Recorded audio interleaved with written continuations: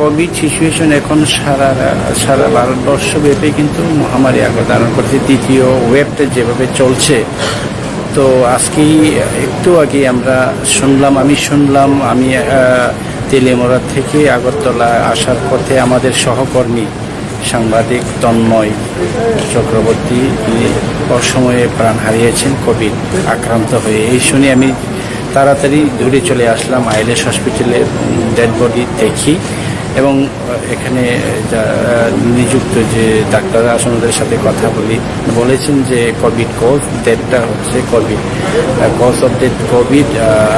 খুব হার্টবিট বেড়েছিল, এরপরে উনি হার্ট অ্যাটাকে মারা গেছেন, কিন্তু মারা যাওয়ার বয়স হয়নি। তন্ময়ের সাথে আমরা অনেক দিন ধরেই আমাদের ব্যক্তিগত সম্পর্ক এবং আমাদের সহকর্মী। তো এই অসময়ে প্রাণ কোভিডের কারণে প্রাণ চলে গেছে। তো আমরা পরিবারের সাথে আমরা আছি,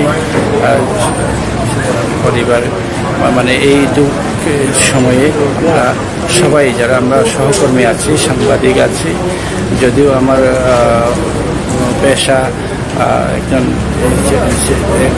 অন্য দায়িত্বে আছে, তবুও আমাদের সহকর্মী এভাবে অকালে প্রাণ হারিয়েছে। আমাদের এই দুঃখের সময়ে সবার সাথে থাকার জন্য আমি চলে এসেছি এবং আমি আবেদন রাখবো সবাইকে যেন এই প্যান্ডামিক সিচুয়েশন সবাই যেন একটু সতর্ক থাকে, মাস্ক ব্যবহার করে, আর এই জনসমাগমে একটু ডিস্টেন্স মেনটেন করে এবং কোভিডের যে গাইডলাইন ওইটা মেনে চলার জন্য সবাই ঠিক।